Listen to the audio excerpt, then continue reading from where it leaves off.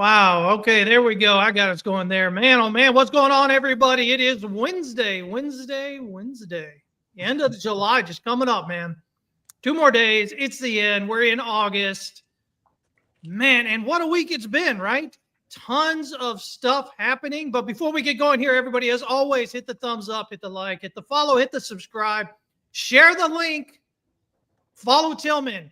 We need to get him to 40,000 people, 40,000 followers, because that's going to make him feel all icky inside. And so we need to do that, okay? We need to get him up there, get him in that KOL status. Let him know he's loved. All right, guys? No, please don't. Avoid that at all costs. See, Tillman's the only guy you get here on a stream or something that says, you know what?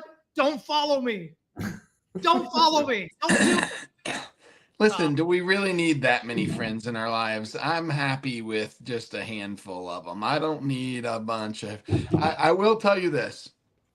It's fun to celebrate the victories in Bitcoin, specifically the pricing, with the overall crypto Twitter community. I do find it appealing to be a part of that community. But again, don't need you to follow me in order for me to get out of that what I want out of that. So, yeah, no, it's, you got to pick your spots with social media. Andrew can tell you.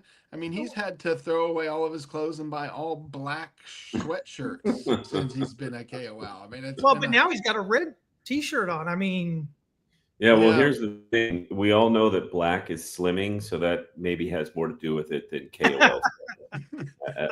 Probably is the case.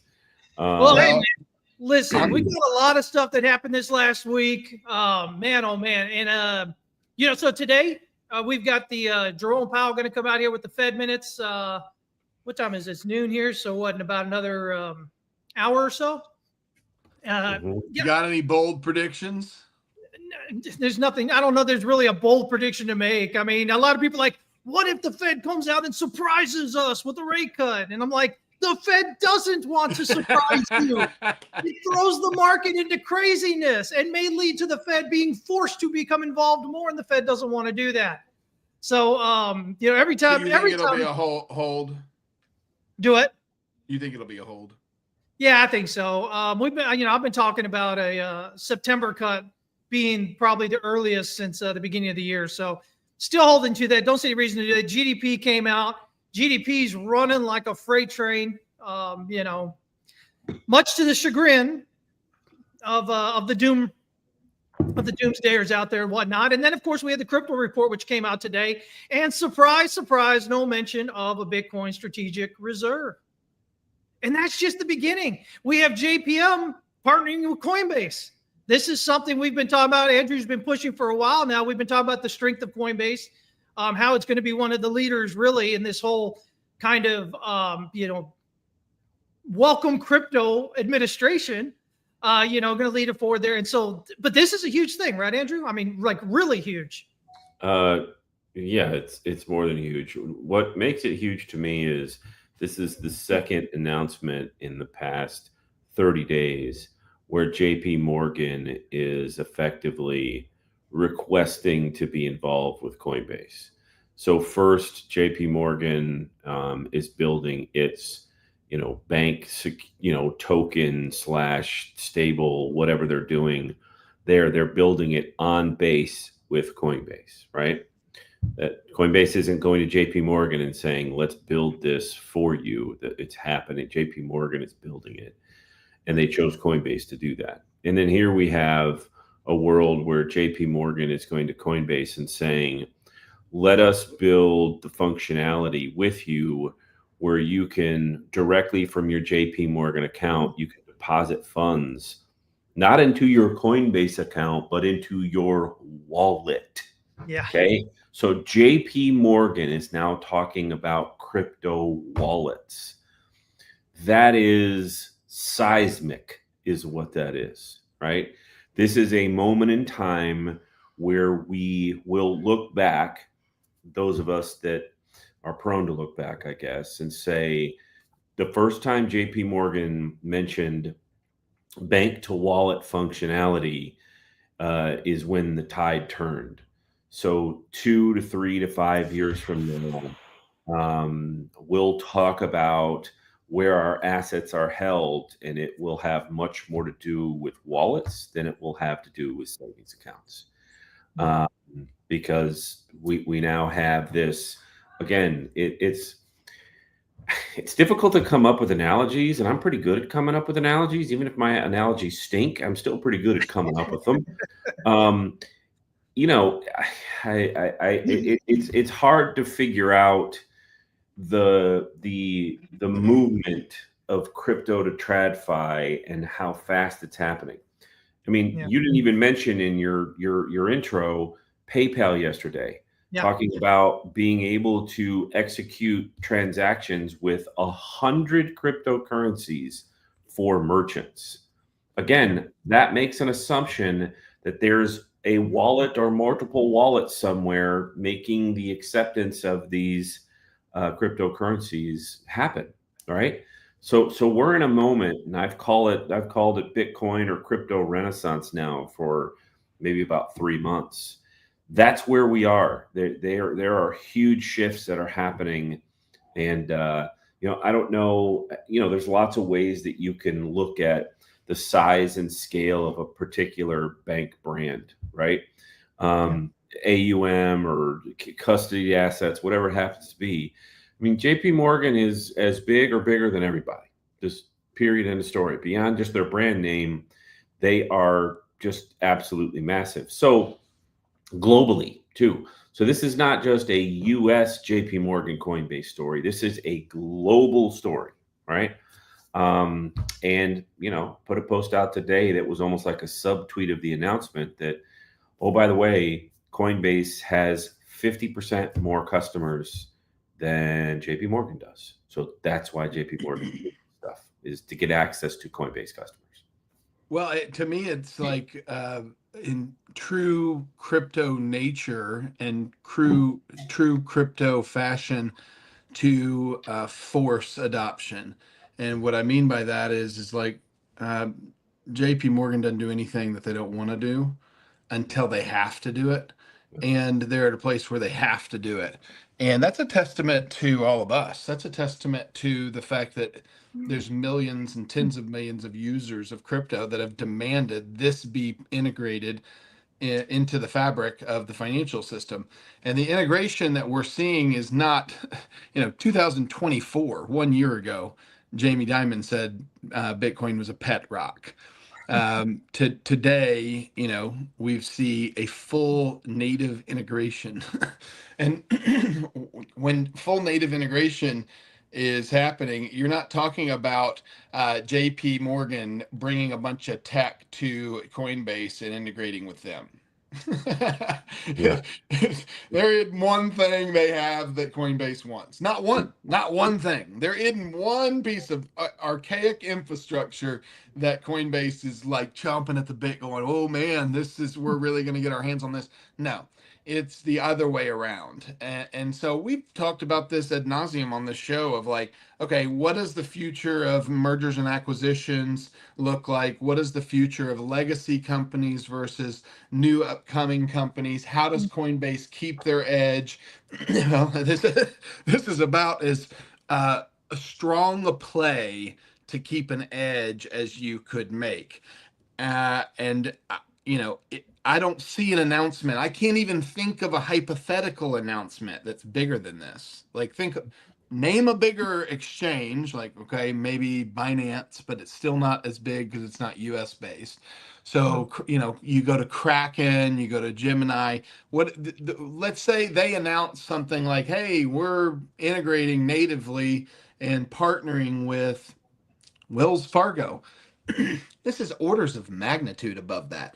The size and scale of Coinbase, the size and scale of JP Morgan, this is the future of finance, and not just US finance, global finance. This pulls in all the international money. This makes the stock number one. Think about it like this: Coinbase is now in the S&P 500, which gives US citizens basically by definition exposure. And you have now these types of partnerships that are getting integrated.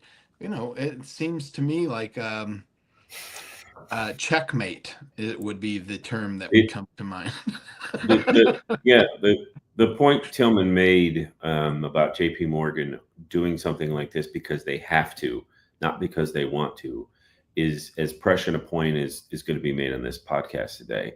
Because JP Morgan doesn't just pick up the phone from Coinbase and say, oh, you know what, that's cool. You guys look like you're doing a good job in crypto and it'd be a neat little partnership.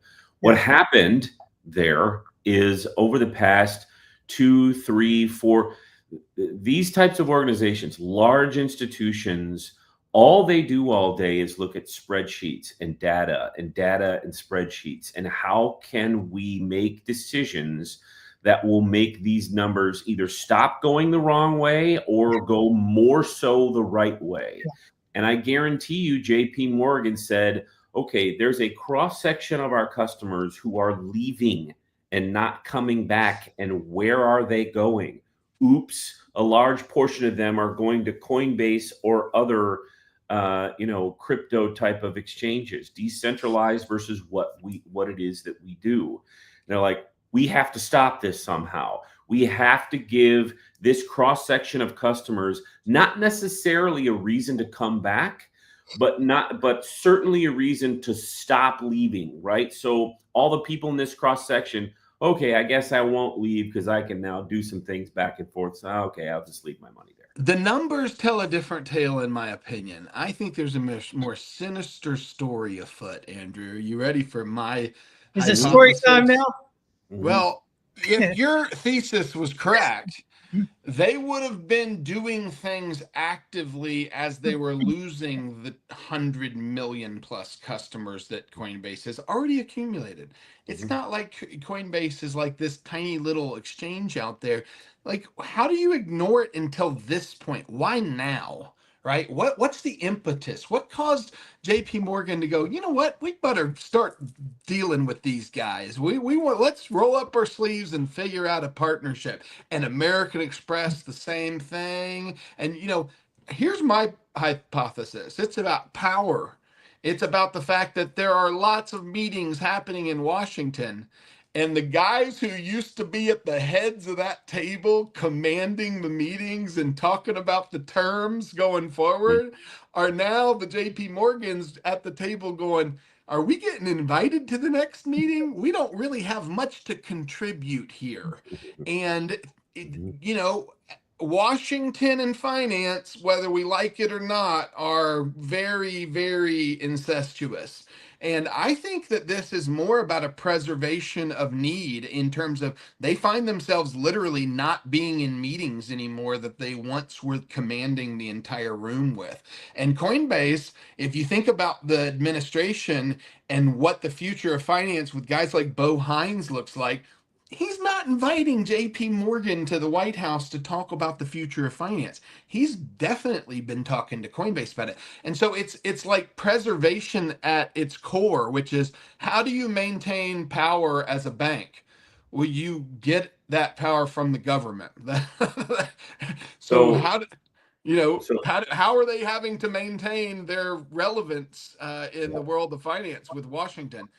You gotta pony up. Yeah, no, that's a good point. There hasn't been any traditional finance roundtables at the White House lately. Hasn't happened. There's been multiple crypto roundtables. A statistic that makes sense. In 2020, Coinbase had 43 million customers. 2025, they've got more than 120 million customers. So those customers are coming from somewhere. There's probably a sizable, let's say 60% of those 43 to 120 are just new, 19-year-olds jumping on Coinbase. Okay, great. That other 40%, they're coming from somewhere. And so, it's probably and both, right? It's like, why aren't we getting invited to the White House?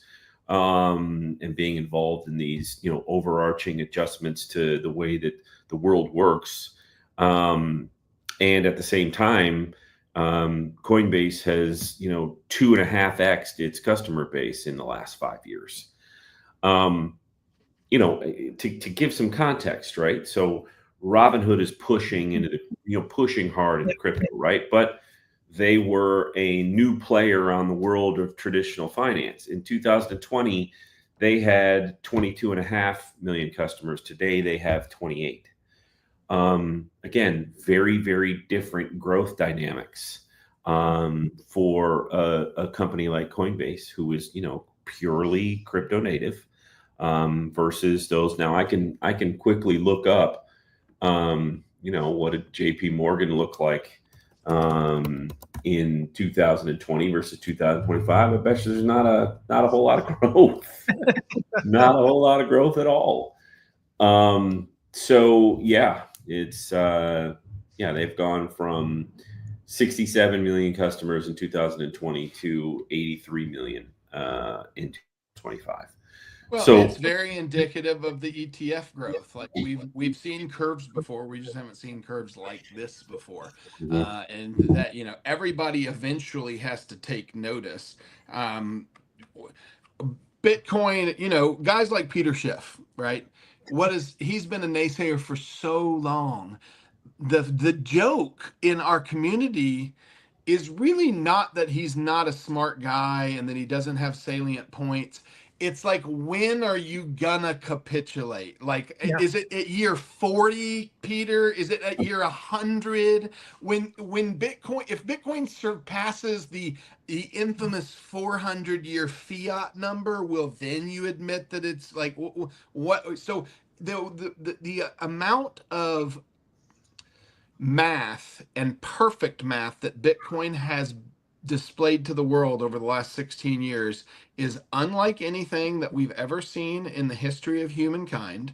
It's the most dependable network that we've ever built by orders of magnitude. Like, we didn't just go from, it would be like us being in the horse and buggy and then the Ferrari Enzo being the next iteration of transportation. We're going orders of magnitude above the previous technology. And it doesn't take a rocket scientist to figure it out. And that's why the adoption curve looks like it does. I remember this very distinctly early in my crypto years. And by the way, early in my crypto years, it was hard as heck to do anything. and it was dangerous too. You lost money doing things. But I remember on Christmas morning, sending some money to reimburse a family member for groceries. And it was their onboarding. We were all there for Christmas and it was real early on. And I said, listen, let me pay you my share in Bitcoin. And I hooked them up with, I think at the time it was probably an Abra wallet. And, we did the transaction. And I remember showing them, like, can you do this with let's say, I don't have cash. I've got to go to an ATM and physically get cash. Or is there any other way that I can sit in this seat and we can settle this? And they said, no, every other way is trust based, like a check. Yeah, you could do it, but it's can bounce. And so that right there was like my orange pill moment, where even though I was teaching somebody, the demonstration in real life let me know this is here to stay. And so when you have something that takes one time to use it before you have your aha moment, you kind of want to, you got to get on board, because adoption is inevitable at that point. When you can't send money, when you send money, we've got employees in other countries. Some of their payrolls have to run 20 days before they get it.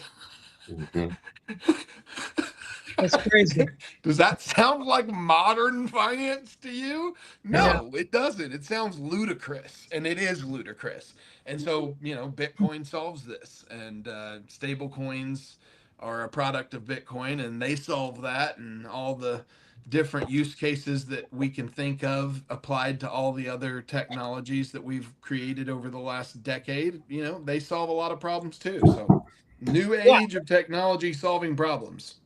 Yeah, I mean, it's crazy when you think of, banking. I mean, if I wanted to send you money from my bank to your bank, I've got to create a wire. Now, not only do I have to do a wire, but then I have to get called by my bank to verify the wire. And nowadays, as of a few months ago, Now it has to be video call. They have to verify the video call, and you have to have a password, and you have to do.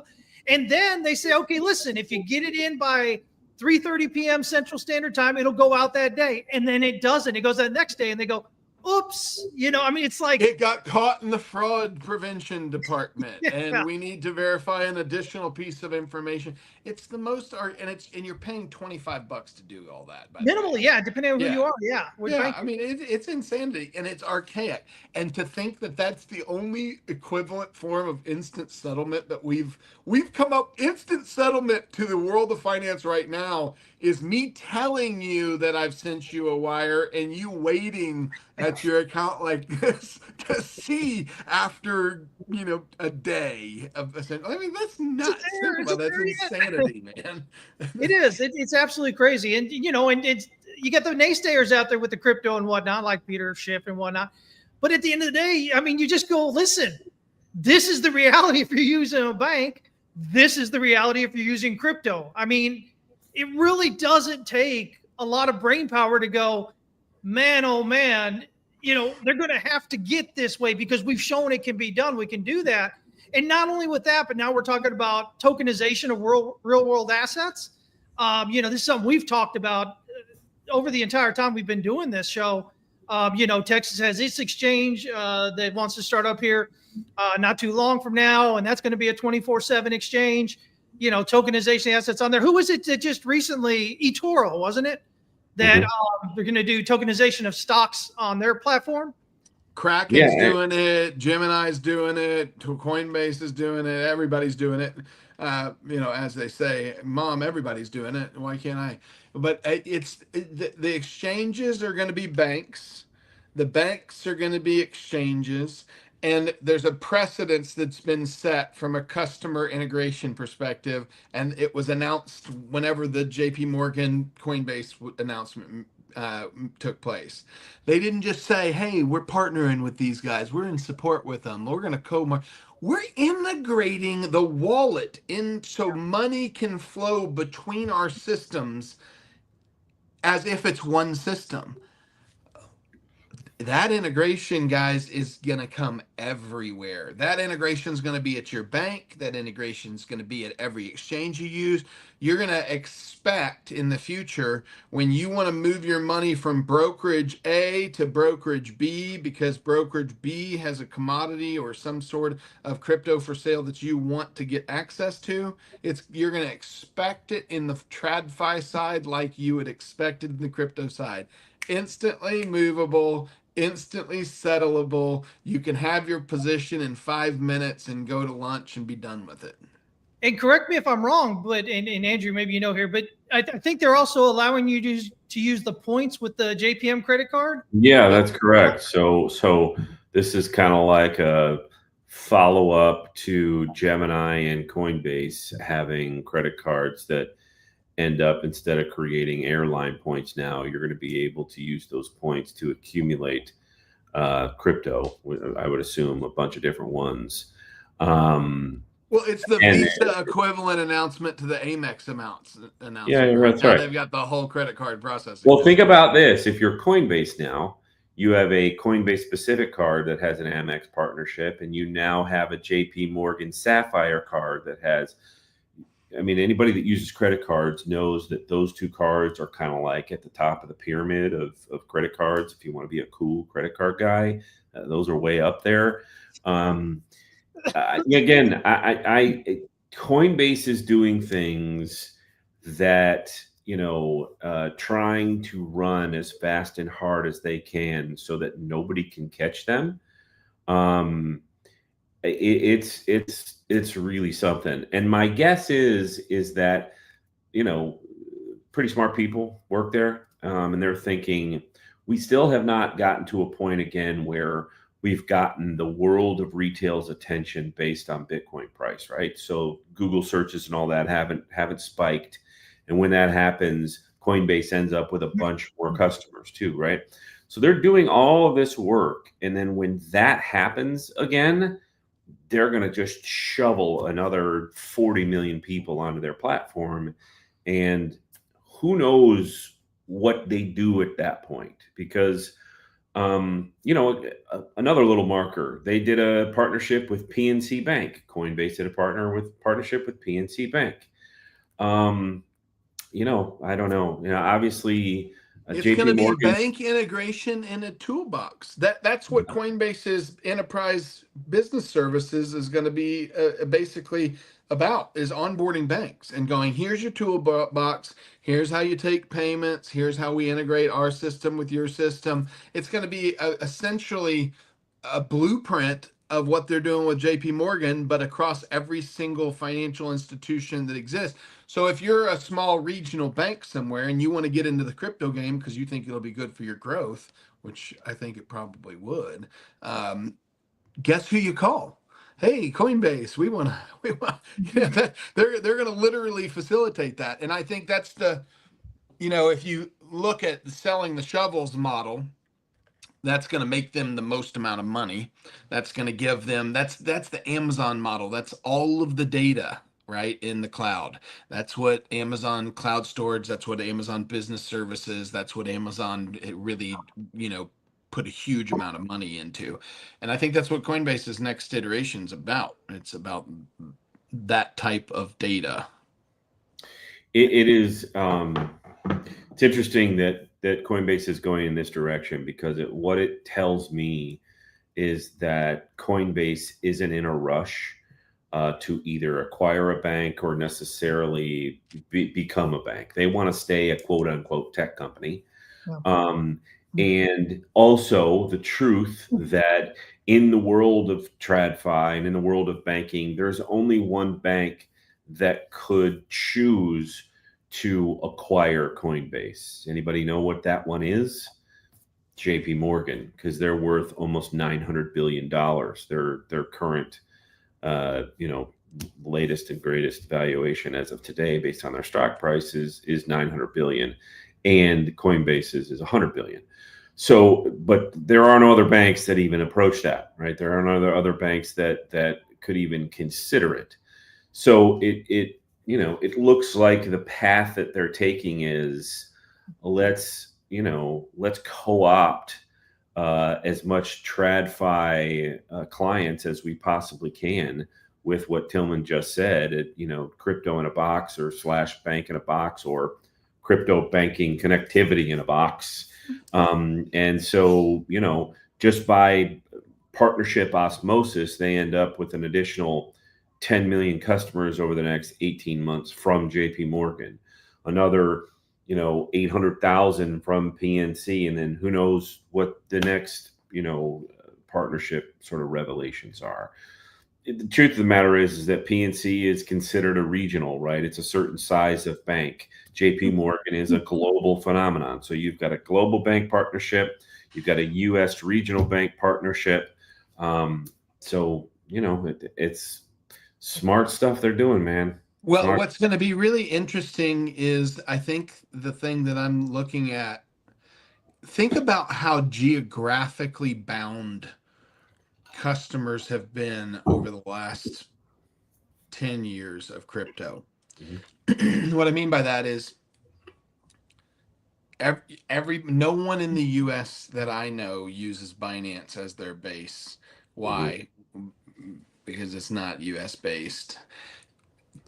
No one outside the US used Coinbase or Kraken because there was too many hoops and too much stickiness as it pertains to, where the US stood on crypto regulations.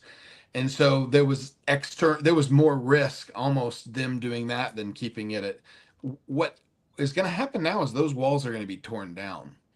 And Coinbase is going to be able to go unencumbered into a global marketing campaign that says, if you want to be interconnected into the US stock market, into the US banking system, into everything US economy based, we're the gate. And that's going to be an incredible on-ramp for foreign dollars to come to the US markets. That's an incredible distinction between, think about every other on-ramp that's ever been put together has been geographically bound. Crypto is not geographically bound. As we all know, it can come from anywhere, anytime, by anybody that has it. And so if you have Coinbase being pushed and offered now that regulatory clarity is here, through acquisitions and marketing efforts across the entire globe, then the global economy is becoming more and more connected than ever before. And those dollars are now free flowing across geographical lines easier than ever before. And if the US is the hub of that innovation, one would think that we would be the benefits of a lot of that market activity. By the way, something that isn't talked about much at all these days, because it can be boring to talk about quote unquote market structure. Crypto exchanges are basically a one-stop shop when it comes to clearing, when it comes to brokerage, when it comes to pricing, when it comes to market makers, when it comes to OTC. They're all of those things. In traditional finance, most of those things are their own companies in their own silos. Certainly 20 years ago they were, right? So banks started buying up clearing houses, and so there's JP Morgan custody, there's JP Morgan wealth management, there's all these other things. But crypto exchanges started out as all of those things all in one from the get-go, right? So there's no NYSE of crypto, there's no NASDAQ of crypto, there's none of that exists. It's Coinbase, and you do 27 million things on Coinbase. That gets forgotten, and I don't think... Well, that's exactly the point I'm making, Andrew, is because, think about it, the NASDAQ is only accessible by a pretty small number of humans on the earth, right?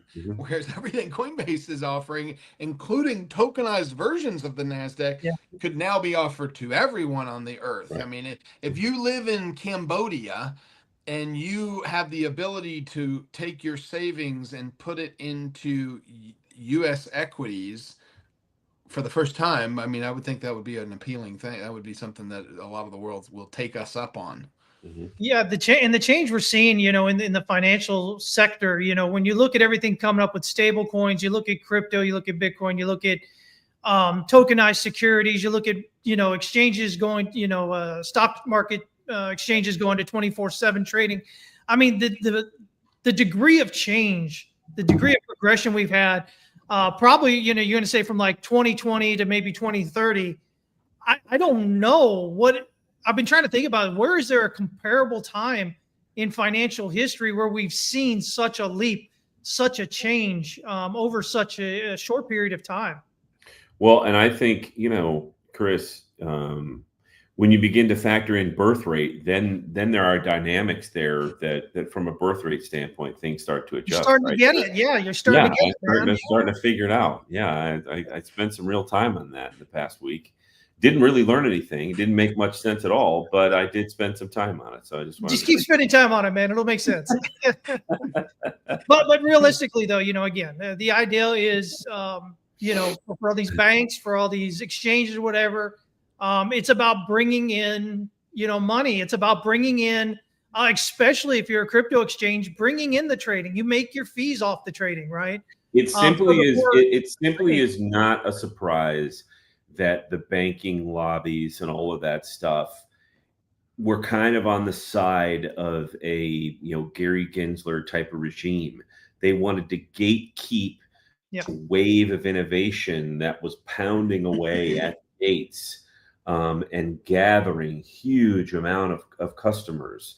They wanted to gatekeep it for sure. And now they're scrambling, right? Because what I just mentioned, you have Coinbase or Kraken or Gemini. These are all NASDAQ, Morgan Stanley, and State Street Bank all in one. All of them are all of those all in one. And how do you compete with that? Like over time, how do you compete with that? You can't. Well, you could with regulation. And then when that dam breaks, it's time to find a life raft. And I think that's where we're in right now, is the dam is broken. The water is still really high in that traditional finance system, but they're all going, the gig's up. We better figure out how to board the new ship, because the water is changing from a lake to a river. High velocity current, high liquidity, high movement. Every global, the whole game's changing. The whole game. And if you don't have a knowledge of the infrastructure of crypto, you cannot change with it. If you don't know how to drive a airplane, if you're not a pilot, then guess what? If the world economy goes to flight, you're kind of, SOL. Figure it out. Go get your pilot's license.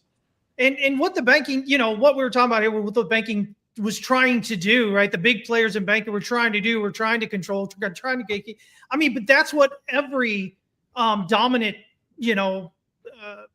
set of people in any industry tries to do, right? I mean, we can think about if you look at real cane sugar, right? Back in the 80s, corn syrup was, became the thing, right? That's why we got all this crappy corn syrup and everything. But it's because those who were creating the corn syrup went in there and lobbied Congress and had them pass laws that made it difficult for the cane sugar, right? We have this in every industry that we do. So again, no surprise that banking was doing that, but definitely shouldn't be surprised that they ended up losing with how dominant, again, bring it back to the idea of just trying to send money, just me trying to send money to you. It should be as simple as me just doing what I do with crypto. It should be that simple. But yet I've got to go and do the wire. I've got to call up. I've got to verify. I've got to do a video call now. I mean, why do I have to jump through 57 hoops and then pay for the privilege of doing so when there are, better ways of doing it? And so it was inevitable we kind of get to where we are here. Though people might have been, a little fearful during the Biden era there because there was so much headwinds there against crypto doing its thing. But, go ahead. It comes back to, this was a phrase that was, I think, coined during the Obama years. But elections have consequences. And so, as it relates to the leadership in the crypto space that went hard, both from a rhetoric standpoint, from a financial standpoint, and every other standpoint you can come up with on behalf of Trump and his platform. None of this, everything that this podcast would be gloriously boring if it was another version of Kamala or Biden, because we would just be talking about Bitcoin ETF inflows and a dribble into Ethereum. Nothing else would be approved. Everything else, we'd be talking about how people forget this. Okay. So Coinbase, about 9 months before the election happened, maybe 12 months, had announced that they were ramping up their perps division overseas. Yeah. Gemini did the same thing, ramping up perps overseas, opening locations. The Winklevoss twins had little videos that would go out where they're meeting with somebody in Spain, meeting with somebody in Portugal, meeting with somebody. They were all prepping for, if this current regime continues, we have to have the ability to offshore our business because we're not going to be able to make money here. Period. End of story. The only things that will be allowed here in the United States, Bitcoin ETFs, Ethereum ETFs. That's it. Right.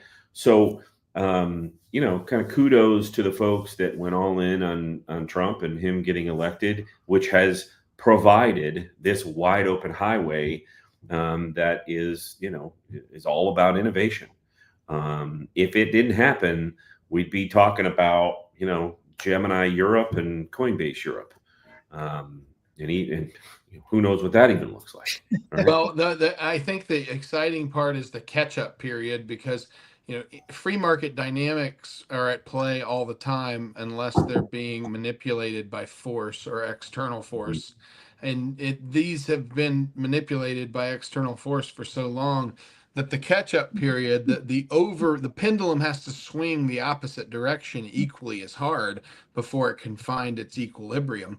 And I think we're going to see that in terms of a lot of acquisitions, a lot of new capital dollars flowing in, a lot of new customer, growth and response to that, like this new excitement that we have not seen. I think we're about to see, and I think that anything attached to these markets is going to be something that's going to be the shining example of what kind of we're pivoting to as American finance. And I think it's a good play. Like to such a time as this, you've got to do something. You have to step into a bleeding edge at some level in life to be successful. If you're a country, you have to be the best at something. Think about all the great countries that you can name.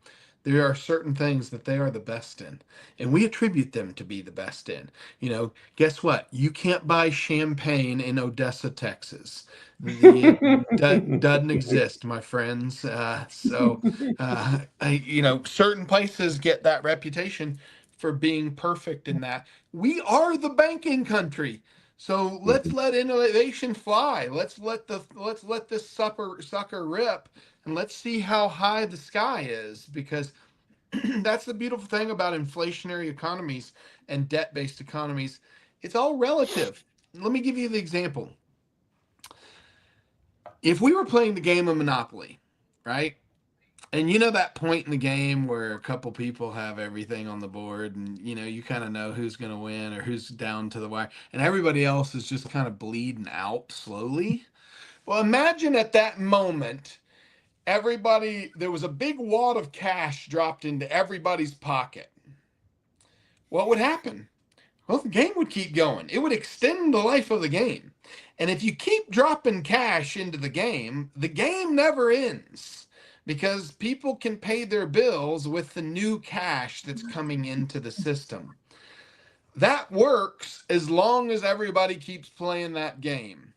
And everybody keeps playing that game as long as they can go to the store and buy stuff.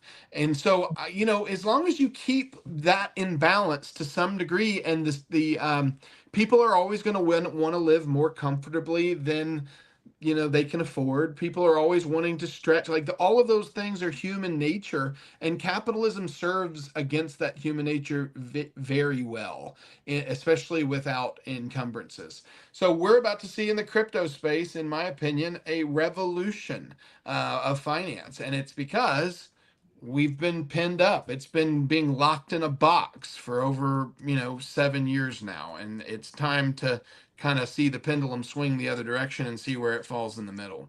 And JP Morgan coming in, that is the middle. Yeah, welcome to the middle. Crypto on JP Morgan. Well, keep it in the middle, right? No, but seriously, yeah, you make a good point. Things have been kept from kind of really blossoming and really kind of going there. And the U.S. has gotten to where it's gotten in terms of where it is in the world, precisely because of these periods where we finally roll back enough, and we kind of let innovation head out there and jump out and do it. And along the way, there's going to be some mistakes made, but you can't regulate mistakes, right? You can't regulate mistakes out of existence. All you can do really with your regulation is slow down and really hamper meaningful innovation. And so, what we're seeing with this administration right now is this kind of, okay, well, we're going to start opening up these floodgates a bit here, more and more. And we're going to let you guys jump out there and do it and show us what you can do with it, understanding that along the way, there's going to be some stumbling, there's going to be some falling, there's going to be some companies that are going to go out of business along the way because they did too much. And it'd be like Bitcoin treasury companies, right? I mean, let's face it. That's what an economy is. That is what provides me, if there are no dead gazelle, then the lions don't exist. So, the whole ecosystem has to have regeneration from failures, from deaths of companies. And that has to exist. If you think about what do you attribute to a communist country? state-funded business, subsidized business where everything's state subsidy. No one strives for excellence because they know the check's coming from taxes the next month. That's not what got us to where we are as a country. It's not what's gonna get us out, is the point. So real quickly, somebody in the chat, when we talked about the United States being the banking, center hub, all things here in the United States or the world, somebody mentioned, well, what about Swiss banks? Right. Swiss banks are a tiny, tiny, tiny, tiny fraction of the global banking market. And the reason that is because about 15, 17 years ago, the United States went after Swiss banks and individuals, that the United States folks that were hiding money at Swiss banks. And that neutered Swiss banks to the point where UBS is really the only meaningful Swiss bank that exists in Switzerland anymore. Credit Suisse was purchased by UBS like two and a half years ago. They do a great job, in Switzerland, and there's some interesting laws that exist there, but they're not a meaningful player on the global on a global scale at all anymore. Well, and even if they were, they've got none of the other parts of the recipe. Correct. It's a gumbo without sausage. Who cares? Mm-hmm. Yeah, and again, Credit Suisse and used to be meaningful in European banks, Deutsche Bank and the like. They used to be meaningful players in terms of, investment banking, IPOs, all that stuff. They're just not anymore. They're just not. You don't see their name on meaningful IPOs or huge transactions. All of those names are JP Morgan, Morgan Stanley, Bank of America. But no, Bank of America. It's all United States banks. It's all United States banks that do that stuff. And so it is. Isn't SoftBank in that category? Aren't they a foreign bank that kind of still a player? SoftBank is just a huge fund, man. SoftBank is just a massive, massive, massive fund. It's not a bank regulated entity. Not a forward facing, yeah. Correct. Yeah. So it is again, there changes, right? So 20 years ago, Swiss banking was a meaningful part of the conversation because you had trillions of dollars stashed in Swiss banks associated with uber rich, United States folks and other global spots. But that got shredded. And it got shredded because banks in the United States lobbied the heck out of the government to go get that and bring that money back. And it got onshored again. And so, again, you look at the stock prices associated with European banks, they have been in the toilet for a decade because there's no meaningful business and innovation and all those things being done in Europe. Europe's a tough place to do business these days. But it's a tough place to do much of anything these days, actually, right?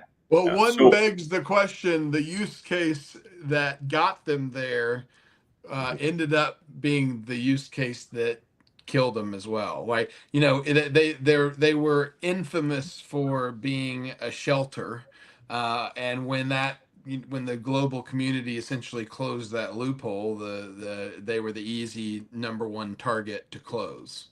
No. Either way, the interesting thing now is, so 15 years ago, there was this shift that we just talked about, but now we're at a shift where, banking is facing a meaningful moment in time. You're talking about sending a wire and now they want to do a video call. Most people still go into a branch to do a wire, right? That's crazy. So think about that. If you get to a point where there's more people that would rather send crypto back and forth as opposed to walk in and send a wire, what in the world are branches even for anymore? Why do branches exist? I mean, what's going on there other than serving 65-year-old plus customers who it's been their whole life. That's how they do things in life. They go to the bank once a week, not only to do some transactions, but send mail too, right? So it's only a matter of time. It's only a matter of time. Yeah, and so again, Andrew's calling it right now, guys. The death of the regional, bank areas here. The the walk-in banks on your corner. That's coming to an end. You don't get toasters anymore. Remember, back in the day, you used to go in, open an account, you got a toaster, right? I mean, well, but to Andrew's point, I don't think it's the death. I think it's the repurposement of those banks, like the brick and mortar. the death of them being on the corner, basically. The banks will be. I don't even know if that's the case. Like, listen, go into a bank right now. Most banks that you go into, you see construction workers cashing checks.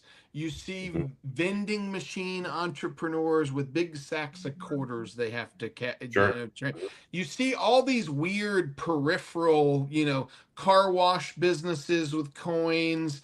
You see people buying CDs and showing their grandkids how to buy CDs. Like there's not much in there for real business. It's more of like kind of like the post office. You're getting more junk mail than real mail. Is there occasionally some real mail that comes? Yes, but it's the vast minority of the time versus the majority. Most of it's junk mail. I think banks are kind of like that. So repurposing them to be a place where instant settlement can be facilitated is something that I think does hold a lot of value. And think about it like this. If I send you a crypto payment, right, there is risk in that. There's a whole lot of things too long to list on this podcast that could cause me to go wrong. And it's not as easy as sending a wire, I'll put it that way. So you have millions and millions of customers that are now being introduced to crypto. Well, going through a bank and being introduced to a bank and them reinventing themselves as an educational brick and mortar community center on crypto and facilitating that onboarding and the use of crypto at a deeper community level. I think all of that stuff will have to be a part of banks' repertoire. And I think about why is that going to have to be a part of banks' repertoire? Because it's a void in the crypto community. Like, where can you get customer service anywhere? Where can you get anyone to explain anything to you? Yeah. And what do they have to do better with their brick and mortar to get new customers? Like, nothing will onboard customers quicker and build more loyalty with customers than them turning those brick and mortar buildings into educational facilities and essentially teaching people how to use this new Finance 2.0. Why? Well, because you're going to walk out of that as a consumer having that light bulb experience we were talking about earlier. Like, you're going to go in there and be like, oh crap, I've got this new wallet. I can send money anywhere to anyone, anytime. And like, all of that will be attached to goodwill that the bank is now, a part of. So it'll reinvent itself, whether it's that or some other means. They're not going to shut down those locations. And as per my comment earlier, that elections have consequences. Elections happen every 2 years, and the bigger ones every 4 years. So innovate, because it may all come to a halt 4 years from now. I mean, that could be the thing. So we'll see. It's just fascinating to be in this moment where, not only are there wide open lanes, but how when you were a kid and you're going down the pool slide at your buddy's, pool, and then you put a little piece of plastic underneath there and you went like 5x faster, you zing, So that's where we're at. Everybody's got a piece of plastic and they're flying down the sort of the innovation highway right now. And so it'll see what companies make really good decisions and choices and what companies make some mistakes that we look back on. Again, AOL Time Warner actually happened, and it was effectively the death of both companies. So what does that look like? Do one of those happen? I don't know. PayPal and eBay, right? eBay and PayPal, that didn't work. None of that was synergistic, and they ended up breaking up and still existing. It didn't kill both companies. So there's a lot of these payment companies that pop up that we've talked about in previous shows, like Zelle. There's a lot of people that use Zelle. A lot of people, millions of people that use Zelle. And so do those companies kind of merge to become a super force instead of, kind of a smaller mid-tier player. It will be interesting, but the market's going to consolidate because the money spigots are turned on. Yeah, yeah, and it's like I said, I think it was last time. We're moving so fast with the change that we're seeing now. Again, I thought we were pretty ahead when we've been talking earlier last year, when the show first started going, and we were making these thoughts and these predictions, these ideas. I thought we were being pretty quick about it, and these things just happening exponentially faster than even what any of us thought. And so again, the thing's going to be, with everything changing so quick, we're going to wake up one day and all of a sudden, all this stable coins and the integration and all this is just going to be everyday life. And most people are day sleeping through this right now. They don't recognize, like Andrew said, we're living through this right now. And maybe because we're so involved with it, we pay so much attention to it, we're noticing it. But most of the world, most of the U.S., they're going to be sleeping. One day they're going to wake up and it's going to be like, this is the way it was. This is the way it is now. What happened in between? And they're going to expect it. It's no different than electricity when it came into your house, right? It came in to solve the lighting problem first. And the light bulb, well, man, we've got power now. And now think about what's in your house that's powered. It's an growing economy of things, and crypto has that that characteristic to it. It's an ever expanding, ever growing economy. And even Dogecoin. Think about it. It has really got no use, but it's holding so much value. And as soon as that use can come and that value can be applied to something, you're seeing you have an economy right there, right in front of you that's been built. Well, according to PayPal, you can use Doge now to pay for anything. So, feel free, give it a whirl. I'm still, I'm great podcast, but just a little disappointed that we haven't integrated birth rate into this conversation. But we did earlier. You did. You brought it in. You're kind of the birth rate guy, and there wasn't any meaningful statistics or anything brought to the I don't know. I think the both of you have more kids than me, so you're kind of the birth rate guys, honestly. That's true. That's you make a good point there. So well done. Well, I'm looking for AI surrogate technology where I can just have babies every year. For how many kids do you have? Babies are AI babies. Yeah, Tillman has been gone 222 years, but he still has one kid every year. It's Oh man, you know what? I'm not sure. I hope that happens, man. I mean, I love you, but man, I don't know. Look at this face, Chris. I've got to preserve this genetic this pool. This is like what? Well, you know what? It's all fine once they figure out they give AI personage and rights and all that, and then AI will grow AI babies, and there we go. There's the population growth, right? That's exactly right. You give your genetic code and your ability to procreate, you give that authority to AI, and then AI decide with other AI which is the best match, and before long we'll be super humans. We'll be all the best traits. Let's mention there's a couple folks in the chat that said they're now using Arch Public on Kraken because they're Canadian. So that's awesome. We'd love to have you fully integrated with Kraken now and Gemini. We've got another exchange coming on board here in the next, let's call it 3 to 6 weeks. So excited to at some point announce that. We also have availability if you've got IRA funds.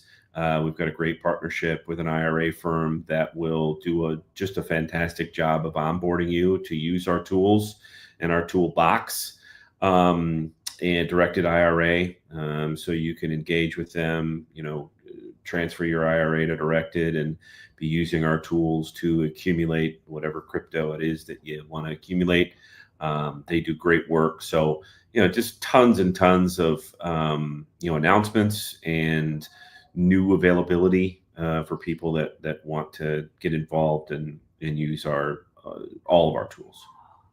Fantastic. And if you guys are not following, you haven't heard, TexasWest Capital right now is doing a 2x guarantee. So basically, join our program for the year. If you want to learn how to trade, if you want to understand how and why markets work, how and why they move the way they do, how to extrapolate value from that, you can do so. Join us at members.texaswestcapital.com. Use the promo code TWOX, so 2X, and you'll get half off that annual. And if you're not a measurably better trader, in 365 days, double your payment back to you.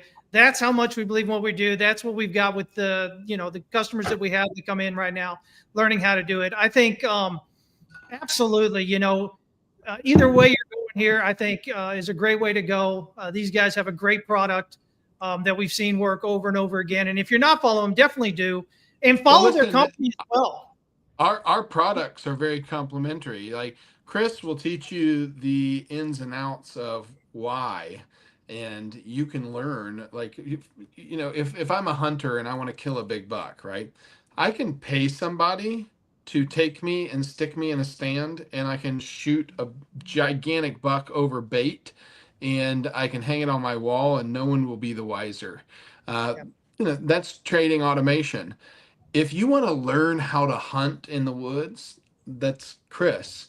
And so, trading automation is very easy. It's very hands off. It allows you to set it and forget it, and you're going to accomplish your goals.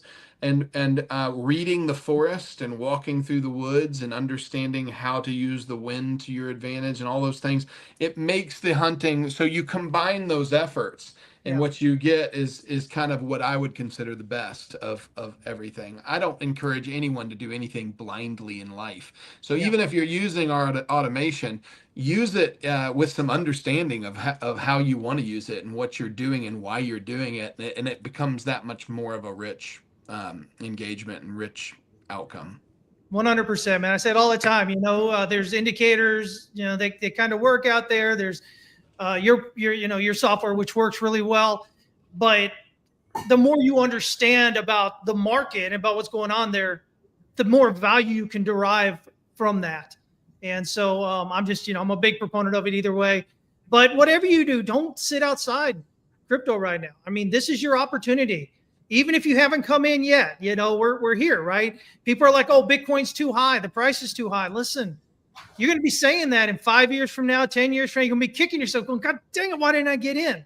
The same way people 5 and 10 years ago that didn't get in are kicking themselves now. And I guarantee you, Peter Schiff can get on there and he can say everything he wants. But I know that man is dreaming sometimes and going, man, if only I had stuck $10,000 or $100,000 at that time. For him, it was all right, in Bitcoin, 10 years ago, how great off he'd be doing today, right? How much better he'd be doing today. You can't tell me he's not. If he's not, he's an idiot, and he's not an idiot. So anyway, man, really loved having you guys here as always. If you guys don't follow us, make sure you do. You can follow us. The links are all below the thing here. We got almost 22,000 people watching, so really, really exciting. Hopefully we've entertained you, and hopefully we've given you some good information, some background kind of stuff to really understand what's going on. That's our goal here every week. We'll be back next Wednesday, again, 11 a.m. Central, 12 p.m. Eastern. You guys can join in then. I think did the Fed drop the Fed minutes? I think it did, right? I don't know. Look at the markets and I can tell you.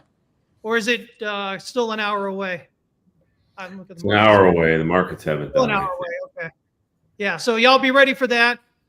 Minimally, you're going to have some kind of volatility locally. Again, it doesn't define the trend, though. The trend is already defined.